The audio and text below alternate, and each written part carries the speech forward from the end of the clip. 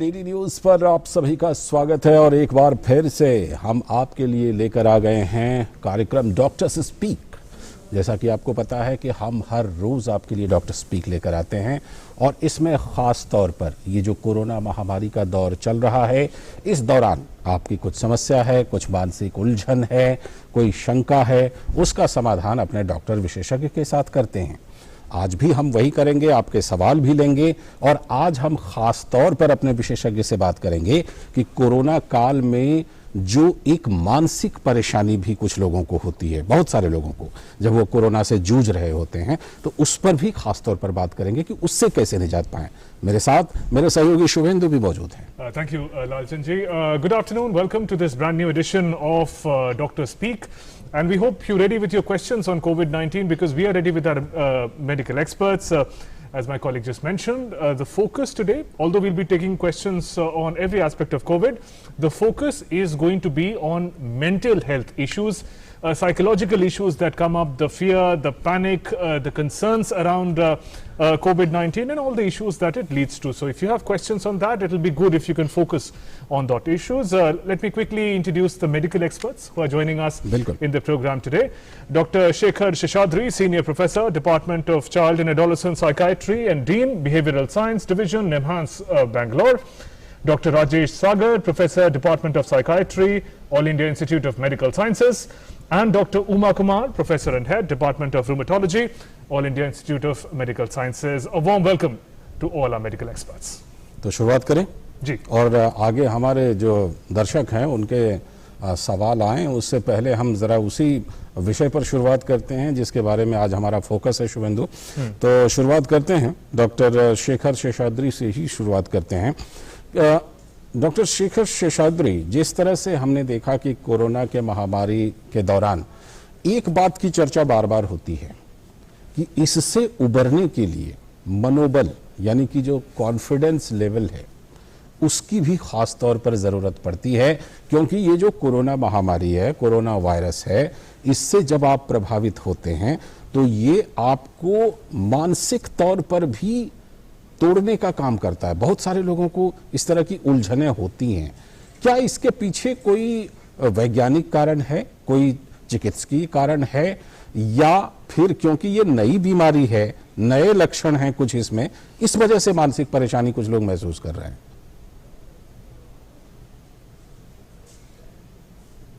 बात यह है कि कोई भी व्यक्ति अपने जीवन में किसी भी चुनौती से गुजरता हो, वो एक तनाव का संदर्भ हो सकता है। पिछले पिछले साल से ये महामारी चल रही है, पूरे दुनिया में एक तरह से ये तनाव का संदर्भ बन चुका है। मैं बच्चों के दृष्टिकोण से इतना कहना चाहता हूं कि कुछ संदर्भ के अंदर संदर्भ में जो परिवर्तन हुआ है, पहली लहर में ध्यान दीजिए, ज्यादा वृद्ध लोग, एल्डरली, जिनकी कोमोबिडिटीज थी, शक्कर की बीमारी, बीपी, दमे की बीमारी इत्यादि, तो उस समय बच्चों के जीवन में तनाव ये था कि स्कूल बंद हो गया, ये कितने दिन चलेगा, बाहर नहीं जा पा रहे हैं। तो इनके जीवन में जो परिवर्तन आया था, क्या खोया था इन्होंने? दिनचर्या खोया, भविष्यवाणी इन्होंने खोया, पढ़ने का अवसर खोया, यार दोस्त के साथ खेलना वो खोया, और सामाजिक स्थल में बाहर जाना, ये चीजें इन्होंने ये खोए। तो उस समय हमारी प्रतिक्रिया इनके साथ जो थी वो स्पष्टीकरण करना कि क्या है, क्यों हाथ धोना पड़ता है, क्या चल रहा है। लेकिन दूसरी लहर में देखिए, बिल्कुल रुख बदल चुका है। Young adults without comorbidity who may have been vaccinated, टीकाकरण हो गया है, 50 साल के हैं, कोमॉर्बिडिटी नहीं है। तो अब क्या हो रहा है कि बच्चों के जीवन में तनाव का संदर्भ कुछ और है। माता पिता पॉजिटिव है, अस्पताल में है, माता की मृत्यु हो गई, पिता की मृत्यु हो गई, या दोनों की मृत्यु हो गई। तो अब हम इस विषय से जूझ रहे हैं। अब तीसरे लहर में जी ये कह रहे हैं लोग कि शायद बच्चे ज्यादा इन्फेक्ट होंगे क्योंकि वो अनइम्यूनाइज्ड है जी। तो इसके लिए तैयारी जो करनी है, और इससे जो उनपे मानसिक तनाव जो पड़ने वाला है, तो ये सब जो है हम मिल के इससे जूझ रहे हैं। और निम्हांस संस्था से हम लोग एक राष्ट्रीय पहल चला रहे हैं, संवाद, जो राष्ट्रीय पहल और एकीकृत संसाधन है बाल सुरक्षण, मानसिक स्वास्थ्य और मनोसामाजिक देखभाल के लिए, जो केंद्र सरकार महिला और बाल विकास मंत्रालय के द्वारा हम चला रहे हैं। तो हम लोग 28 राज्य में जितने भी चाइल्ड केयर इंस्टीट्यूशंस हैं, जो भी बच्चों के साथ काम करते हैं, शिक्षा प्रणाली में, मेंटल हेल्थ में, जुडिशरी में और चाइल्ड लाइन जो हेल्पलाइंस है, सबके साथ हम इस जंग में जुड़े हुए हैं, जो कोविड के दौरान बच्चों पे जो तनाव पड़ता है उससे हम कैसे जुड़े और कैसे उसको हम मदद करें। Over to you. Right, sir. We'll take this conversation forward. Just a gentle reminder to all our viewers, you're watching this program live. We are live for the next 1 hour. Our numbers are flashing on the screen. 011, that's Delhi code. 233-87031 is the number. We're also live on our Facebook page. You can post your questions there. We're talking about COVID-19, specifically about mental health issues during this time of the pandemic. Post your questions, our medical experts are ready. Dr. Rajesh Sagar, if I can come to you, sir. They often say that correct diagnosis is a key step towards treatment and healing. Now, while the diagnosis and testing of COVID-19 is taking place effectively we've seen millions of testing and treatment now, as far as mental health issues are concerned, how effectively are we able to diagnose it and treat it, especially during the time of the pandemic? Because very often it is brushed under the carpet saying you just have to be brave, you just have to be, you have to wait till this phase gets over. But is that the real way of treating mental health issues, sir? I think rightly said. I think it's very important to understand that we are, at the moment focusing on COVID, but at the same time, the pandemic of COVID is there. But there is also a parallel pandemic of mental health problems all over the world. I think we need to understand that. I will not go into the numbers. Some say 50%, 60% people have a problem. Now, instead of putting a real diagnosis to it, I think the more important issue is that people have a psychological distress. Now, this distress is there. Now, this manifestation is there in different forms. Either you call it as an anxiety or panic, or you call as a depression, or you call as a stress or related conditions. Not only this, these are all diagnosable conditions, but at the same time, lot of symptoms which are there, specifically in the form of insomnia, lack of sleep, fear, and being anxious. So all these are also happening at the same time, and which we need to be aware of. Just a positive thing about this is that we may not have a proper treatment for COVID-19, but we do have a proper treatment for all the mental health issues. I think that's the important thing, message we want to give here, and it's very easy to make diagnosis. We don't require any sophisticated investigation and all. We just need to, anyone who has a problem can, currently, Government of India, we have this teleconsultation facility, and also many helplines are there. The Government of India, Ministry of Health, Ministry of Social Justice and Empowerment, which are there and which are flashed at many places for any psychosocial and mental health issues. I think anyone can call up, and by talking, by interacting with the experts, most of the problems can be handled at that level itself. And more importantly, the message we want to give here is that the way we took care of a physical health, similarly we need to take care of a emotional health as well. We need not dismiss it because let's say we have any injury or anything, we suddenly rush to hospital. Similarly, we know that whenever we are anxious, our emotions, we are fearful or feeling low or down, we can discuss about some of the warning symptoms which may be there. And so if it is there, one should not hesitate. And it's not that you have to just go to hospital. The family is a very important. They are members to whom you can discuss. That's why the theme is let's talk, let's interact. And also we'd like to give the message to family, give that positive environment so that a person can express himself or herself. Be that how you can facilitate that interaction, the expression, that becomes the key. And again, I am saying it's very easy to make diagnosis. Number one, that's a positive statement I want to give. Second, there is a full treatment available. Either be treatment in form of counseling or therapy, or different forms of therapies are there, which can be even done through online basis also. Even the drug treatment. आगे चलकर हम इस पर और विस्तार से बात करेंगे कि जब इस तरह की परेशानी हो जाए तो कैसे इलाज करें, लेकिन डॉक्टर उमा कुमार जी कहते हैं कि prevention is always better than cure. तो इस तरह की परेशानी हो जाए तो उसके बाद फिर कैसे इलाज करें, डॉक्टर राजेश ने उस पर बहुत विस्तार से बात रखी है। लेकिन मैं ये जानना चाहूँगा ख़ास तौर पर कि बहुत सारे लोग जो इस तरह की परेशानी महसूस करते हैं उससे बचने के क्या उपाय हो सकते हैं। जैसे कई लोग कहते हैं कि भाई हम जब इस तरह के लगातार खबरें आती हैं तो उसको लेकर के डिस्टर्ब हो जाते हैं। जब जिस तरह पैंडेमिक के दौरान, महामारी के दौरान जिस तरह लगातार उन तक खबरें आती हैं कि उनकी डेथ हो गई या उनकी डेथ हो गई, इस तरह की चीज़ें, या फिर जो समाचार माध्यमों में जो चीज़ें दिखाई जाती हैं बहुत कुछ, उससे भी वो डिस्टर्ब होते हैं। ऐसे माहौल में अपने आप को कैसे कोई संतुलित रखे, कैसे अपने आप को इस परेशानी से, इस उलझन से बचा के रखे ताकि इस तरह की स्थिति ही पैदा ना हो कि उसको मानसिक परेशानी का इलाज करने के लिए कहीं डॉक्टर के पास या कहीं अस्पताल जाना पड़े। देखिए, कहते हैं ना, नॉलेज इज पावर।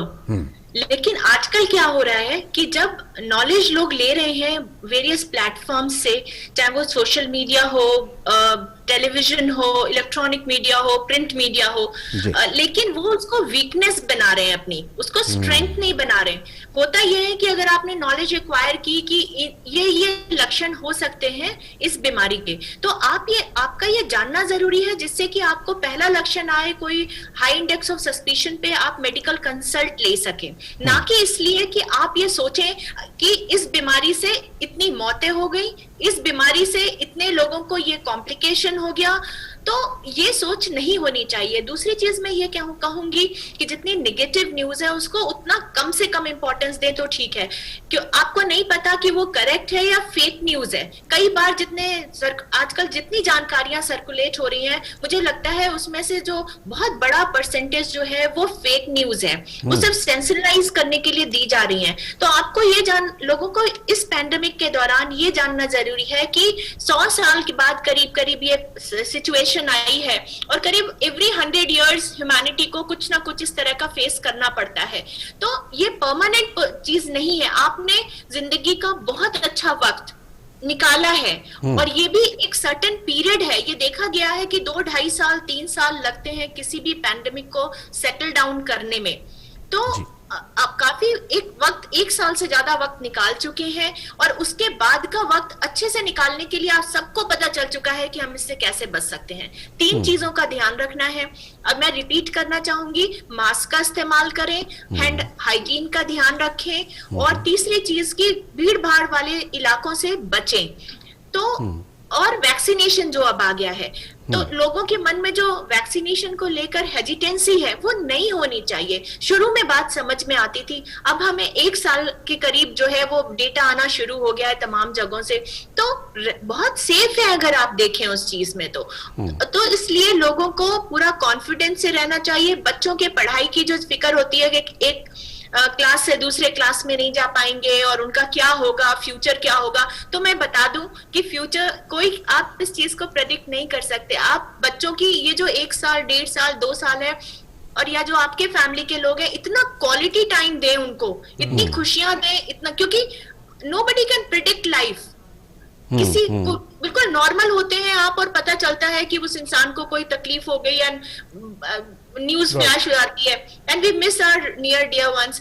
तो इसलिए पूरा पॉजिटिव रहें, नेगेटिविटी अपने अंदर बिल्कुल भी ना आने दें। अपना टाइम जो है, जो हॉबियां आप बहुत दिन से हॉबीज पूरी नहीं कर सके उनको कीजिए, और जिनका वर्क फ्रॉम होम कर रहे हैं लोग, वो अपने काम के अलावा और भी वक्त फैमिली में दे पा रहे हैं। तो आई थिंक हर अपॉर्चुनिटी में, हर एक नेगेटिविटी में मैं बोलूं तो एक पॉजिटिविटी जरूर होती है। There is always a balance in this nature, ठीक है, तो वो हमें बनाया रखना जरूरी है। Right, doctor Shekhar Seshadri, this pandemic experience has been unprecedented for everyone, But for each perhaps population section, the experience is a little different. If we talk about youngsters, school-going children, youngsters who are going to college, outgoing population, suddenly when for over a year they have to stay indoors and they can't go out to play, they can't go out to study, meet their friends as earlier. Now we are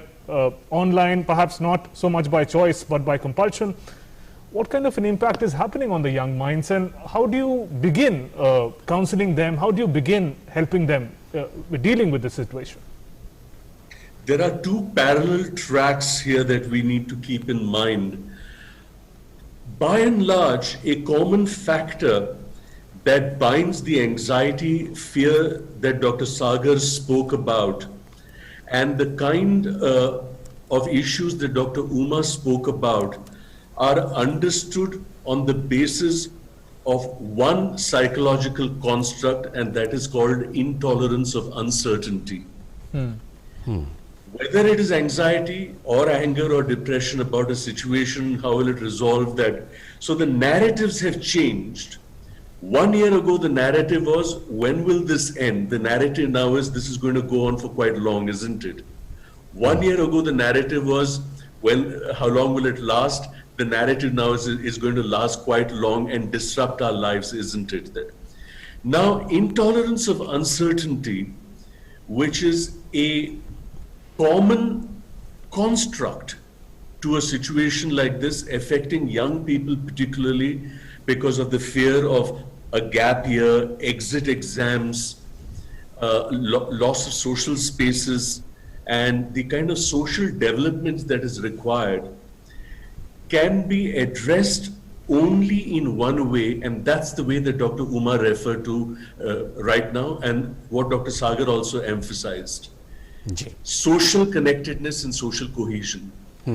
This is the time to actually stay connected and build your networks so that you have a context of conversation, communication, disclosure, and sharing.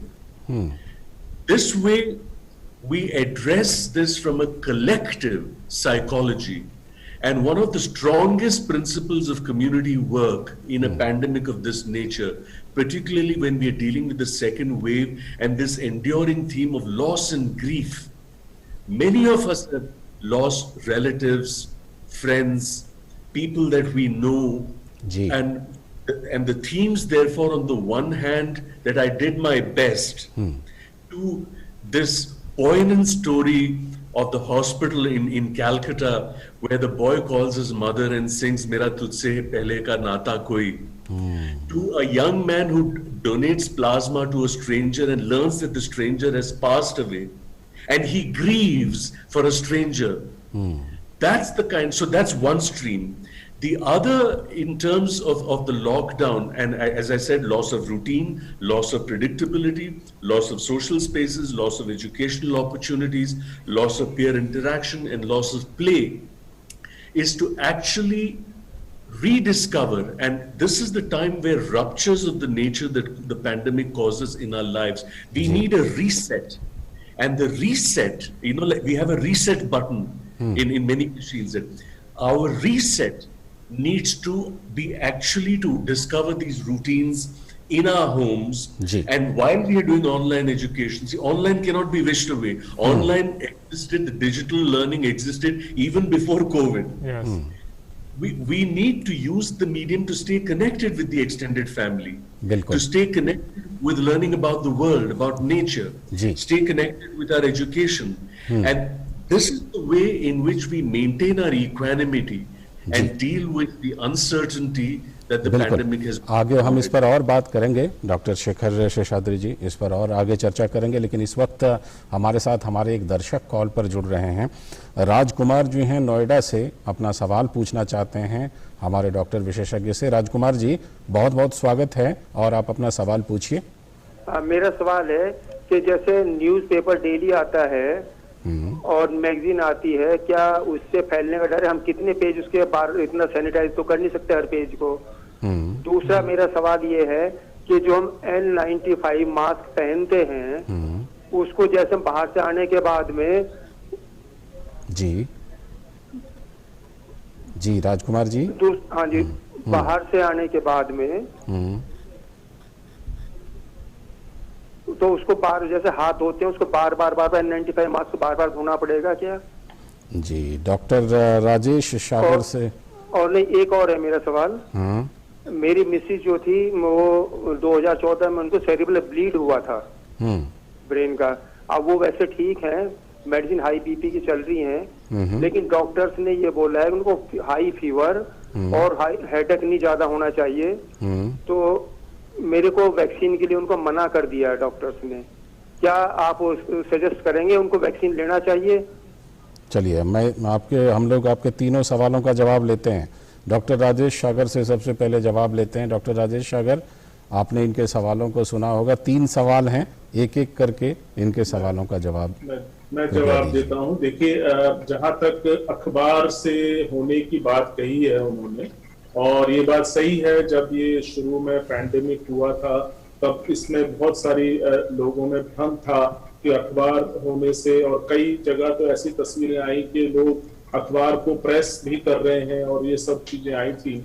और लेकिन अब शायद ये वो जो theory थी, जो कहा जाता था कि अखबार के थ्रू फैल सकता है, वैसा अब नहीं है। जो WHO कहता है कि उससे अब नहीं फैलेगा, तो इतना उसको लेकर इतनी चिंतित ना करिए। लेकिन जो बाकी जो चीजें हैं जो बताया गया है उस पर ध्यान दीजिए।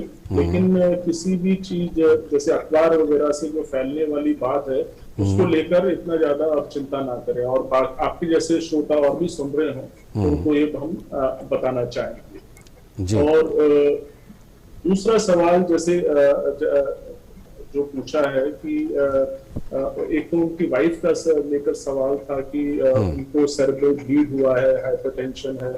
तो हम यही कहेंगे कि अगर डॉक्टर ने बोला है जहां पर कि उनको नहीं लगाना है तो उसकी बात मान लें और मे बी फिर से रिव्यू कर लें, क्योंकि एक मेडिकल कंडीशन है ये, और वो आपको और इसके बारे में जानकारी दे सकते हैं। क्योंकि हो सकता है, क्योंकि उसमें एक जांच करना पड़ता है, कोई एग्जिस्टिंग इलनेस तो नहीं है। लेकिन अगर डॉक्टर ने बोला है तो कोई वजह है, लेकिन फिर भी आप एक बार फिर उनसे और पूछ सकते हैं आजकल के संदर्भ में, क्योंकि ये भी मानना है कि अलग किस्म की, इस वक्त 2 किस्म की वैक्सीन है, तो अगर एक नहीं है तो शायद दूसरी लग जाए।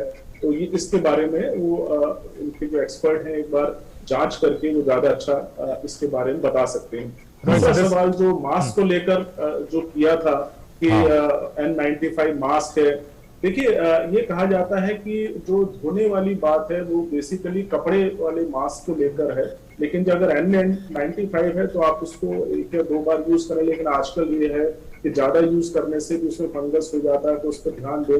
लेकिन कोशिश करें कि उसको जो यूज 1-2 बार करके उसको डिस्कार्ड कर दें। लेकिन धोने वाला जो है वो सिर्फ कपड़े वाले मास्क को लेकर है और N95 को नहीं है। और अगर डॉक्टर उमा कुछ कहना चाहे तो वो उसमें ऐड कर सकती है। Doctor Uma, would you like to add anything, ma'am? Right. As far as newspaper is concerned, so we know that the predominant mode of transmission of this virus is airborne now. It's well known fact, right? So with touch, the contribution of that is not much in the transmission of virus, but still if he is concerned, he can always, मैं हिंदी में जवाब दूं क्योंकि उन्होंने हिंदी में सवाल पूछा था। बिल्कुल अच्छा रहेगा। तो हिंदी उनका जो न्यूज़पेपर है जब सुबह आता है उसको 2-4 घंटे के लिए रख दें कि जो पुराने स्टडीज है उनमें ये देखा गया कि जो वायरस है वो न्यूज टाइप ऑफ पेपर पे भी डिपेंड करता है कि कितनी देर रहता है। तो न्यूज़पेपर जैसे उस पे देखा गया कि 4 to 6 आवर्स के लिए रहता है वायरस, उसके बाद ट्रांसमिशन की उसकी जो कैपेबिलिटी है वो कम हो जाती है। तो न्यूज़पेपर से डरने की जरूरत नहीं है, मैगजीन से डरने की जरूरत नहीं है। 4-6 घंटे रखने के बाद उसको पढ़ लीजिए। दूसरी चीज जो उन्होंने मास्क की बात बताई, N95 मास्क जो होता है उसको ये रीयूज कर सकते हैं। दैट ऑल्सो डिपेंड्स कि जो उन्होंने कितने घंटे पहले दिन मास्क को इस्तेमाल किया है। अगर वो बहुत ज्यादा वेट हो गया यानी कि गीला हो गया N95 तो उसको धूप में टांग दें और वो सूख जाए अच्छे से तो दोबारा यूज कर सकते हैं, क्योंकि ये देखा गया है और रिपोर्ट्स आई हैं कि जो मास्क है वो अगर वेट है और अंदर रख दिया है उसके बाद दोबारा इस्तेमाल कर लिया तो उस पे भी जो ब्लैक फंगस है वो देखी गई है, उससे भी ट्रांसमिट हो सकती है किसी कोविड पेशेंट में, और नॉर्मल इम्यूनो कॉम्पिटेंट में भी कुछ केसेस रिपोर्टेड हैं। जो थर्ड इनका क्वेश्चन था related to cerebral beat, I would say that's not an contraindication, वो ले सकते हैं वो वैक्सीन। और जो उनके डॉक्टर ने कहा कि टेम्परेचर बहुत ज्यादा नहीं होना चाहिए किसी भी वजह से और ब्लड प्रेशर नहीं बढ़ना चाहिए, तो जो वैक्सीन है वो हाई ग्रेड टेम्परेचर नहीं करती है ज्यादातर केसेस में, और ब्लड प्रेशर भी नहीं बढ़ता है अलार्मिंग स्टेट्स तक, तो वैक्सीन इनको लेनी चाहिए। और ये मान लें कि अगर कोरोना हो गया तो कोरोना में हाई ग्रेड फीवर होता है और उसमें blood pressure fluctuations भी मिल सकते हैं। Right, ma'am, if you can quickly take another caller, he's been waiting for some time. Ravi is with us from Dehradun. Ravi, welcome to the program. नमस्कार sir. नमस्कार रवि, सवाल पूछिए। नमस्कार डॉक्टर साहब, मैं ये जानना चाहता हूँ कि बाइपोलर डिसऑर्डर के मरीज को कोविड-19 वैक्सीनेशन के लिए जाना चाहिए कि नहीं? जी, डॉक्टर शेखर शेषाद्री, अगर आप ये सवाल लेना चाहें बाइपोलर डिसऑर्डर के लिए और वैक्सीनेशन से क्या कनेक्शन होगा? देखिए, मानसिक बीमारी जो है वो वैक्सीनेशन के लिए बिल्कुल कॉन्ट्राइंडिकेशन नहीं है, तो आप निसंकोच वैक्सीनेशन दे सकते हैं।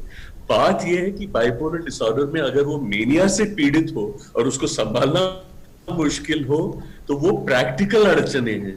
वैक्सीन का इसके साथ न बीमारी के साथ न बीमारी के दवाइयों के साथ इसका कोई संबंध है, लेकिन चूंकि बात वैक्सीन पे हो रही है तो रवि जी आप निसंकोच वैक्सीनेशन दे सकते हैं। सिर्फ साइकियाट्रिक कंडीशन जो है वो अगर संभली हुई हो तो सवाल उस तक ही सीमित है। दो शब्द में वैक्सीनेशन पे कहना चाहता हूं, खासकर कि देखिए 18 साल से कम उम्र के लोगों में अभी तक वैक्सीनेशन की ट्रायल्स चल रही हैं, अभी अप्रूव नहीं हुआ है। अमेरिका में शायद 7 से 12 के कुछ प्रयोग उन्होंने शुरू की है। हम हमेशा यही कहते हैं, जितने भी यहाँ व्यूअर्स हैं वो ये जान लें, और उमा जी ने जो बात कही है इस पे ध्यान दें, जो SMS की इन्होंने बात कही, sanitize, mask and social distancing, ये 3 चीजें जो हैं, the best public health approach is common sense and the best vaccine is the mask. Of course टीकाकरण तो करवाना चाहिए जी, but this is the safest that you can be if you follow these 3 things, particularly for children as we are going towards the third wave. Over to you. Right. ऐसा ही सवाल, एक सवाल लालचंद जी था इसी पे ही। डॉक्टर राजेश सागर, जो बाइपोलर वाले aspect पे है, जो मेंटल हेल्थ पेशेंट्स हैं पहले से किसी के घर पे, उन पे किस तरीके का प्रभाव पड़ा है पेंडेमिक से, और what particular special precautions can one take to help such patients at home? That's a very good question. I think I just want to give a message here, and which we have been saying. We are talking about emerging mental health problems. I think one of the vulnerable group is pre-existing mental health problems, or even pre-existing health problems. There is a vulnerable group, and so that is why we need to be very careful about taking care of such people. That's one. So what we need to understand, these illnesses, whether it's a bipolar disorder or any kind of other severe mental disorders like schizophrenia and all, the continuity of care is very important. So though we know that there was a lockdown, because of lockdown many hospitals were not functioning physically, and so I want to give a message here. So though the hospitals may have been not functioning physically with OPD, but there is a facility of teleconsultation. Most of the hospitals, you can talk to the doctor directly. So and all the prescription which are there will be entertained by the chemist, and you will be given medicine. I want to give this message very strongly. So be any in the family, anyone who has any psychiatric illness, those who are in chronic illness like bipolar disorder or any other psychiatric illnesses, don't stop medicine on their own. So please be in touch with your doctor. and use that prescription, and please continue with the medicine and don't stop it. I think that's what the important, whether it's a bipolar, because bipolar disorder, if you stop medicine, there would be a relapse, there can be many other problems. Again, it will be difficult for them to manage. So please continue your care and be in touch with your doctor. जी, एक सवाल Facebook पर कीर्ति गुप्ता जी का है। Doctor Uma ji, मैं चाहूँगा कि आप उस सवाल को लें। कीर्ति गुप्ता लिखती हैं कि उनकी बिटिया 16 साल की हैं और उनको उनकी बिटिया जो है वो पॉजिटिव हुई थी, कोविड पॉजिटिव, और ये लगभग 48 दिन पहले की बात है कि वो रिकवर हो गई। लेकिन रिकवर होने के बाद पिछले 5 दिन से उनको बहुत ज़्यादा वीकनेस है, कमज़ोरी बहुत ज़्यादा है, और नाक की एक साइड जो है वो ब्लॉक्ड है। जब एक खुलता है तो दूसरा ब्लॉक हो जाता है, दूसरा खुलता है तो पहला वाला ब्लॉक हो जाता है। इसके साथ ही एपेटाइट लॉस है। ऐसे में उनको क्या करना चाहिए, उनके लिए क्या एडवाइस है, और ये किस चीज का सिम्टम हो सकता है?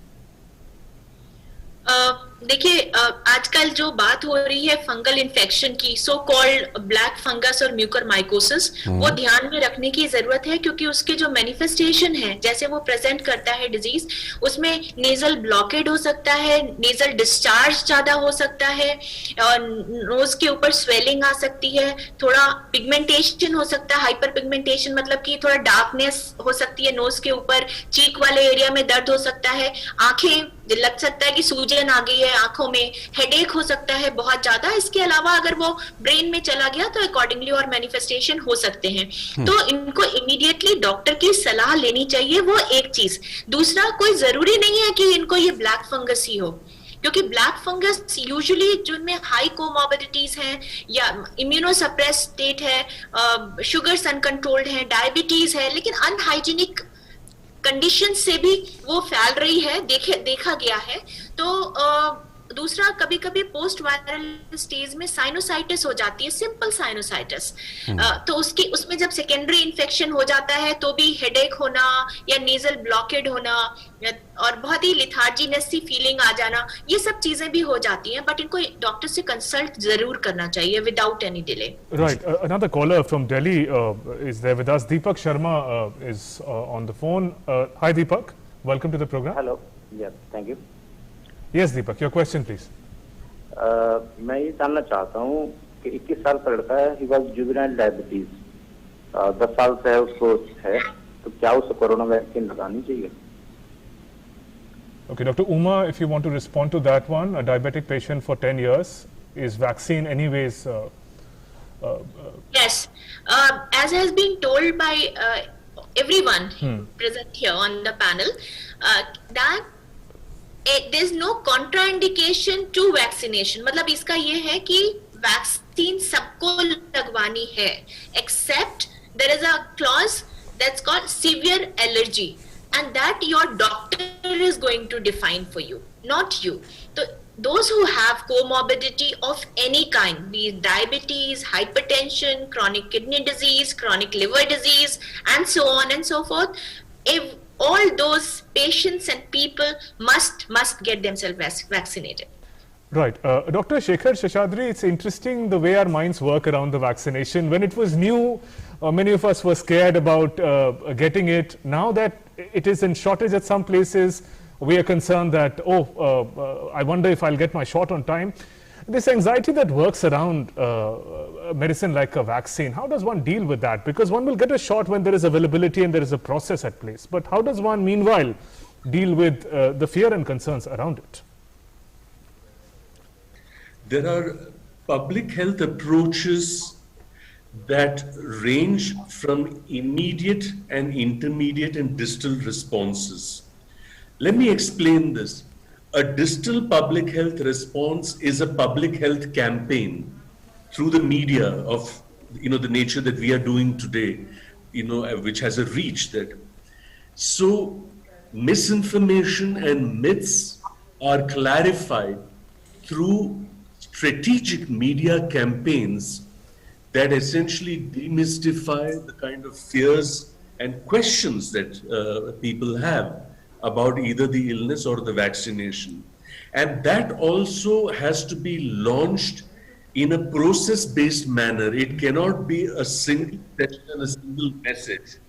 It has to spread over a period of time for the message to iterate and percolate into the social consciousness of the people at large, of civil society at large. At an intermediate and an immediate level for a given individual who has the anxiety. Now, anxiety is a very peculiar thing. Anxiety is a normal mood that all of us have experienced at some points of time in our lives. It ranges in severity, it ranges in manifestations. And the pandemic was an entirely new and an unexpected event in our lives. The second wave also we were not prepared for. We didn't know that it would take us with this raging intensity. And we know that there will be several more waves till, as Dr. Uma points out, 2 years, 3 years down the line, more and more people get vaccinated. The mutants also lose their potency. Herd immunity develops. That this is how pandemics play out. We know this from the pandemic 100 years ago. And yet, if you recall, a very illustrious gentleman, one of 5 brothers, was asked, what do you find most surprising? And he said, what I find most surprising is we all know that we've got to go one day, yet we never, cease to be. So the point is, the choice we need to make is, do we lead lives of possibility of anxiety, or do we embrace science, rationality, good life choices, life skills, our habits, and all the public health messages that are going on, and keeping our lives intact and vibrant by remaining connected to our families, our hobbies, our interests, our children, our learning, so that when we emerge from the pandemic, we would have emerged as nuanced human beings. So that's the way I would look at it. जी बिल्कुल, हम आज ख़ास तौर पर बात कर रहे हैं जो मानसिक परेशानी, मानसिक उलझन इस दौरान है, उस पर ख़ास तौर पर बात कर रहे हैं, लेकिन अपने जो दर्शक हैं उनके सवाल भी ले रहे हैं।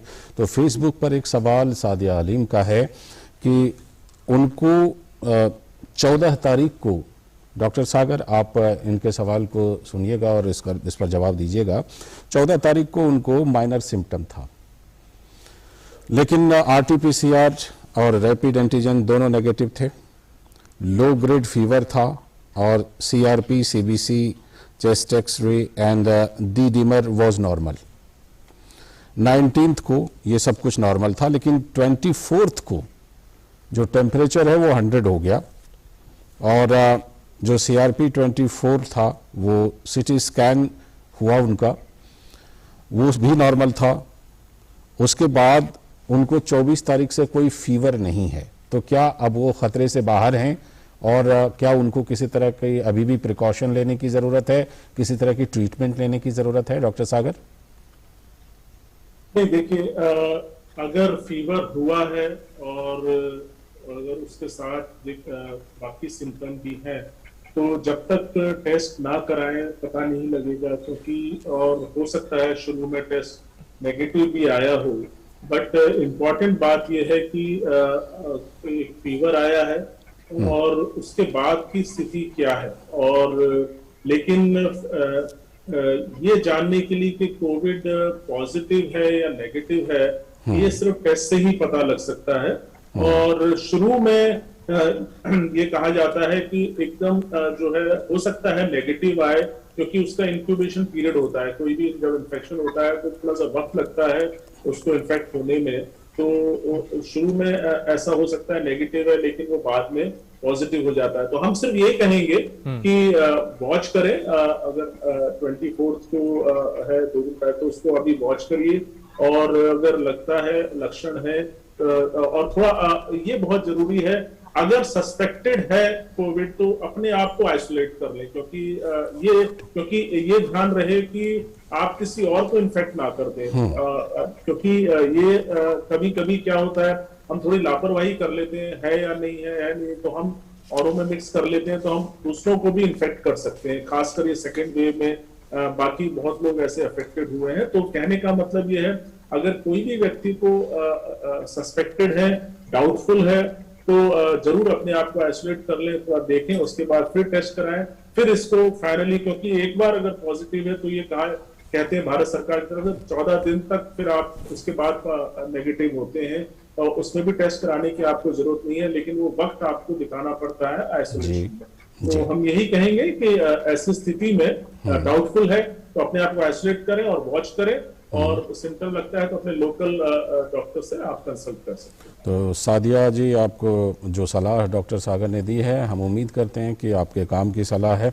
और साथ ही इस वक्त हमारे साथ मेरठ से एक दर्शक एमटी सिंह जी जुड़ रहे हैं। स्वागत है एमटी सिंह जी, सवाल पूछिए। अजी नमस्कार जी। नमस्कार अजी, मेरे बेटे को 2 तारीख को कोविड पॉजिटिव हुआ था और 10 तारीख को उसको बुखार उखार सब पूरा कोर्स हो गया था मेडिसिन का, वो ठीक था, बिल्कुल ठीक है। लेकिन अभी 2-3 दिन से उसको 99 तक फीवर हो जा रहा है और ऑटोमेटिक 1 घंटे के अंदर उतर जाता है। रात के टाइम 8-9 के बीच में जी 99 डिग्री तक पहुंच जाता है और फिर ऑटोमेटिक जो है वो उसका 1 घंटे में नॉर्मल में आ जाता है। और बाकी कोई खांसी या कुछ भी है नहीं। एमटी सिंह जी, उनकी उम्र कितनी है? 20 इयर्स। जी डॉक्टर उमा, आपने इनके सवाल को सुना होगा, प्लीज जवाब दीजिए। देखिए, सब लोगों को ये जानना बहुत जरूरी है कि हम बात कर रहे हैं कि कोविड से ठीक हो गए, लेकिन उसके बाद भी लक्षण कुछ बीच बीच में आते रहते हैं।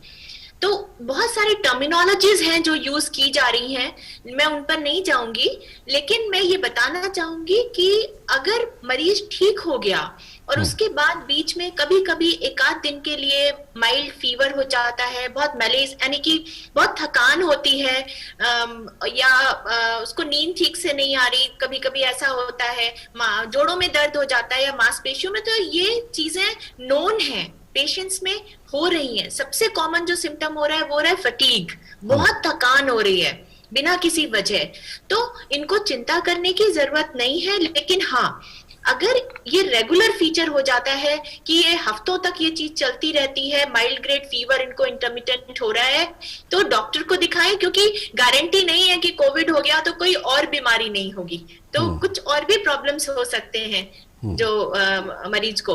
तो और एक चीज मैं यहाँ पे ये भी कहना चाहूंगी कि अगर किसी को लो ग्रेड फीवर हो जाता है या थोड़े बहुत एक्स एंड पेन्स हो जाते हैं, तो पैरासीटामोल की गोली ले सकते हैं उनको रिलीव करने के लिए। फिजिकल एक्टिविटी अपनी जारी रखें। इसके अलावा जो अपनी एक्सरसाइजेस हैं या योगा है, अपना जो डाइट है उस पर बहुत ध्यान दें, अच्छी डाइट लें।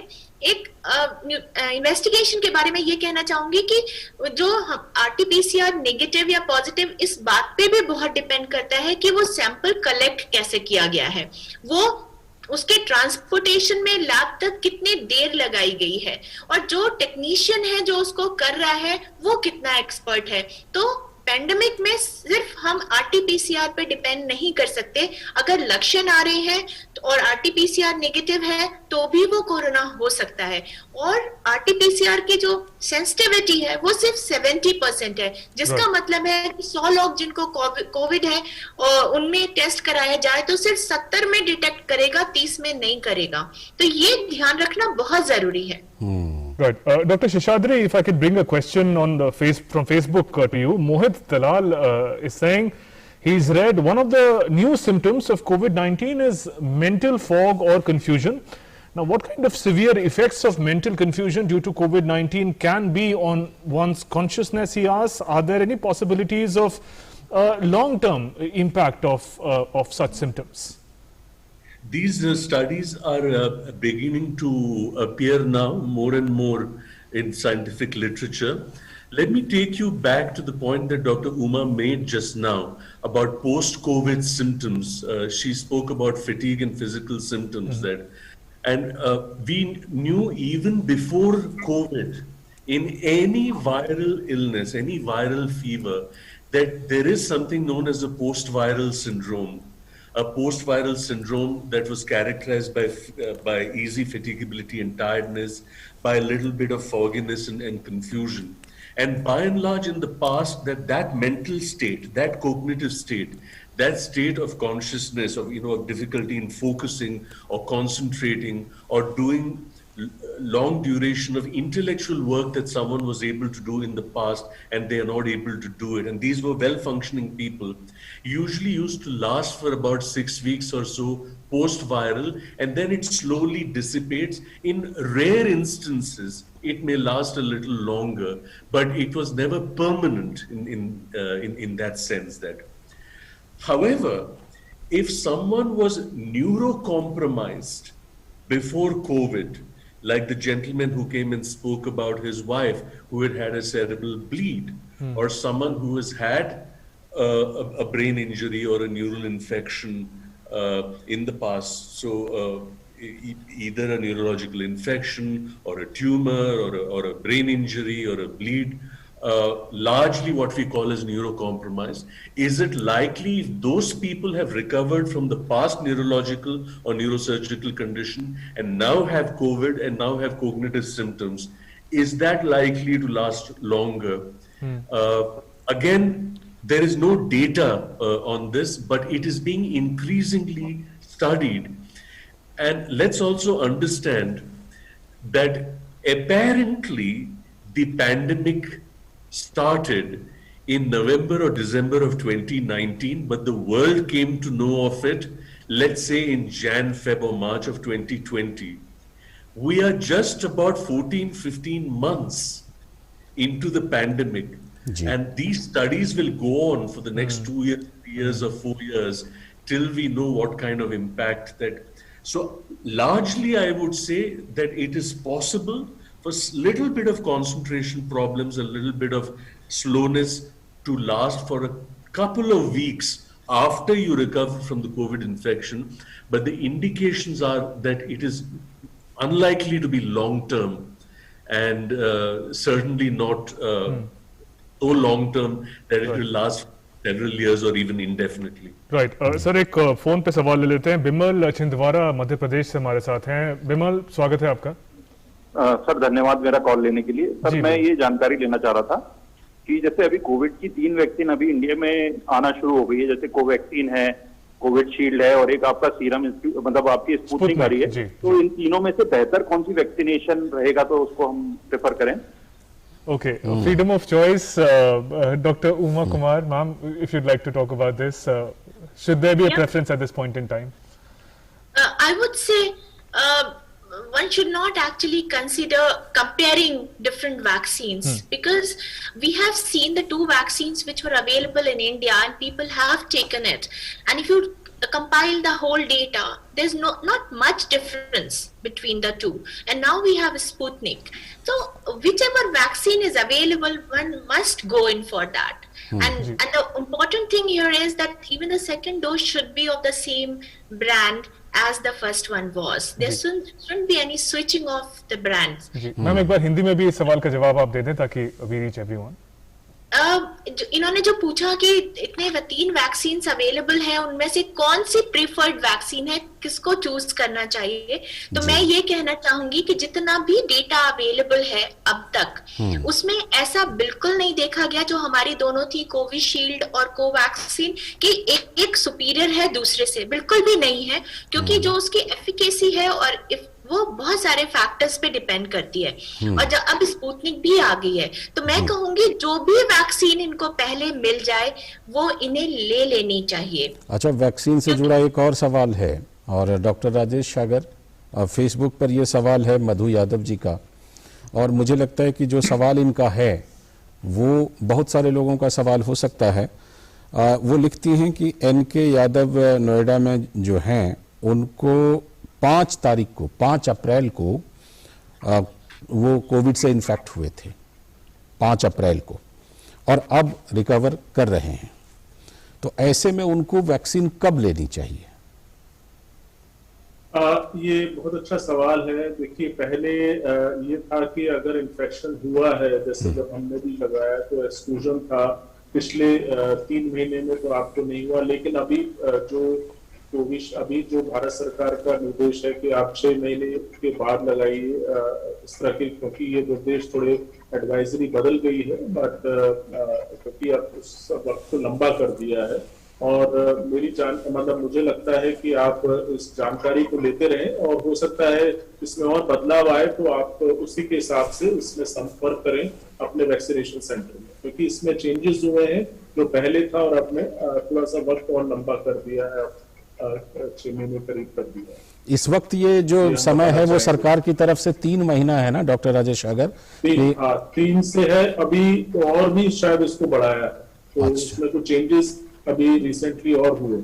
अच्छा, ठीक है। Right. Dr. Uma Kumar, a couple of short questions that have come in. One question is from Priyanka. She's asking about a symptom. अगर गले में खराश है 1 वीक से, तो क्या ये कोरोना का सिम्टम है? Can a singular symptom like this also be a indication, ma'am? अगर इंडिकेशन की बात करें तो यस, बिकॉज एसिम्टोमेटिक भी देखा गया है कोरोना इन्फेक्शन, और सिंपल किसी को गले में खराश हो वो भी पाया गया है, तो हो सकता है। जी, एंड मैम एक सवाल था, I am not getting the name of the writer, but एक सवाल था 93 है ऑक्सीजन कॉन्सेंट्रेशन उनका ऑक्सीमीटर पे, एसपीओ 93 आ रहा है, कोई और सिम्टम नहीं है, should they be rushing to a doctor to get oxygen at this point in time? अगर कोई सिम्टम नहीं है और 93% आ रहा है तो सबसे पहले तो ये चेक करना चाहिए कि जो पल्स ऑक्सीमीटर है इन्होंने प्रॉपरली लगाया है या नहीं, और जो ये मेजरमेंट ले रहे हैं वो ठीक से ले पा रहे हैं या नहीं। इसके अलावा हो सकता है वो खराब हो, तो वो इनको चेक कर लेना चाहिए, लेकिन अगर 93% है तो बिल्कुल इनको हॉस्पिटल जाना चाहिए। बिल्कुल, क्योंकि बहुत सारे लोगों के साथ ऐसा हो रहा है कि जो ऑक्सीमीटर है उसमें जो रीडिंग बता रहे हैं वो रीडिंग सही नहीं बता रहे हैं, और इसकी वजह से घबराहट हो रही है। एक कॉलर मुंबई से शकुंतला जी जुड़ रही हैं। शकुंतला जी, बहुत बहुत स्वागत है, और आपकी परेशानी, अपनी समस्या पूछिए। हाँ, नमस्ते जी, panelist and anchors. I am allergic to penicillin as per my doctor, who had told me when I was only in the 10th standard. Now I'm 65 years old. I do not know what has happened after that. I don't even remember that I had not taken any injections, why this instance didn't come. So after this corona, so I was getting all these doubts, because I was continuously saying agar reaction hai, allergy hai, to nahi le sakte hai. Also, my blood group is O positive, and I am a BT patient as well as I've got this thyroid. So I'm taking Telma H and Telma 40 morning and evening, and I'm taking Eltroxin 50 mg. So can I take vaccine? Because I think it's leading to some larynx, trachea, breathlessness and all that windpipe में. So they're saying 30 minutes आप लोग को रखेंगे, लेकिन तब वो 30 minutes में अगर कुछ गड़बड़ हुआ तो क्या करेंगे? This is what my worry was. Dr. My family, everybody has taken the vaccine, but I'm a little scared to take vaccine. So I'm just not getting out of the house for quite some time now, unless there's a dire necessity. अच्छा, चलिए इस सवाल का जवाब doctor Uma Kumar ji से लेते हैं। All right. Look, one thing is that we already discussed that if somebody had very severe allergic reaction to any drug or any food, right? Severe means that patient required hospitalization for that, right? So that can become one of the reasons for not taking a vaccine. That too under the supervision or the guidance of the treating doctor or the physician, right? She needs to consult her doctor and then take required advice from him, because he'll take the detailed history, what kind of reaction she had to penicillin, and accordingly she'll be advised. Right, and we're now in the final minutes of the program. We'll just take the final comments. Dr. Seshadri, if we can come to you first. So much loss that is happening around us, deaths of known and unknown people, close friends, relatives, teachers in some cases. If you could, sir, broadly help us understand, how does one deal with it, come to terms with a situation like this, especially youngsters facing it? I want to say 3 things. One is, I want to draw your attention to the point that Dr. Sagar made. Mental conditions and emotional situations are easily understood and diagnosable. We don't need sophisticated diagnostic instruments, and good treatments are available. The second thing I wanted to mention is that for any form of distress ranging from mild anxiety and concern, between concern, worry, anxiety, fear, terror, and loss and grief, there are helplines available. NIMHANS itself runs a national helpline 08046110007 08046110007. This is an IVRS health ministry system by which language-based and depending on who calls, we can deal with it. The third thing that's specific to loss and grief is that in Samvad, the project that we are running, YouTube में संवाद निम्हांस अगर आप डालें तो हमारा अभी सत्र चल रहा है only on loss and grief. Particularly ये कोविड ऑर्फन्स की जो बात शुरू हुई है अभी, हाल में ही अखबार में मंत्रालय से भी आया कि 500 से ज्यादा बच्चे भारत में अलग अलग राज्य से कोविड ऑर्फन्स का. So we have done a session on loss and grief. How do you assist children in the situation of loss and grief? उनसे बात कैसे करते हैं और बच्चों से बात करने के तौर तरीके. तो संवाद निम्हांस आप YouTube में जाएं तो ये हिंदी में ये सत्र शुरू हो चुका है, अंग्रेजी का बहुत ही उपयोगी हो सकता है ये. डॉक्टर राजेश सागर, आपसे चलते चलते एक फाइनल कमेंट कि आप ऐसी सिचुएशन में जिस तरह से ये महामारी का दूसरा दौर अभी गुजर रहा है, चलते चलते आप क्या कुछ कहना चाहेंगे आम लोगों के लिए कि तीसरी लहर की भी आशंका की बात हो रही है, ऐसे में क्या सलाह होना चाहिए और खास तौर पर यह भी कि मानसिक तौर पर घबराहट ना हो, सावधानी पूरी हो लेकिन मानसिक तौर पर घबराएं नहीं? नहीं, बिल्कुल ये मानना बहुत जरूरी है कि देखो तनाव है, ये कहा जाता है it's a normal reaction to abnormal situation और इवेंट. सो ये मान के चलिए कि ये जो तनाव है, ये एंजाइटी है, ये काफी हद तक नॉर्मल रिएक्शन है, ये मान के चलिए. और ज्यादातर लोग जो है इस चीज से बाहर आ जाते हैं और कुछ ही परसेंटेज है जिनको समस्या होती है, उनको हेल्प की जरूरत होती है. तो ये बिल्कुल माने, इस बात को शंका ना करें कि इस तरह का पैनिक जो आसपास हो रहा है. ये देखें कि कोई भी व्यक्ति को एंजाइटी या तनाव है तो ये ना सोचे मैं कमजोर हूं किसी रूप में, मैं इससे लड़ नहीं सकता. बहुत सारे ऐसे एग्जाम्पल हैं जहां पे लोगों ने इस चीज से बाहर आए हैं और इस चीज से ठीक हुए हैं, उन्होंने ऐसे तनाव से बाउंस बैक किया है. और एक तो ये जानना बहुत जरूरी है कि ऐसे में इसको हल्का ना ले. और मैं ये सलाह एक कम्युनिटी को, एक परिवार को, सबको ये कहना चाहूंगा कि ऐसे व्यक्ति को समस्या है उनकी मदद करें, उनके साथ very important point. So I think that message I want to give here. The other thing I want to say that it was one question was it has to be 3 months. Once you have a COVID, then vaccination, the figures are 3 months. Right there. Yes, Dr. yes. Uma Kumar, your final thoughts, ma'am, of all the patients that you're treating, medication aside, from your observation, how significant has been keeping a hopeful attitude towards recovery and getting well? How important is that during COVID? I would say that's the most important thing when we do not have any definitive treatment for it, because if you are positive and you have that approach, you'll come out of it, then chances are that you will come out of it. And the other thing is, when you get the opportunity to take vaccine, please go ahead and take it.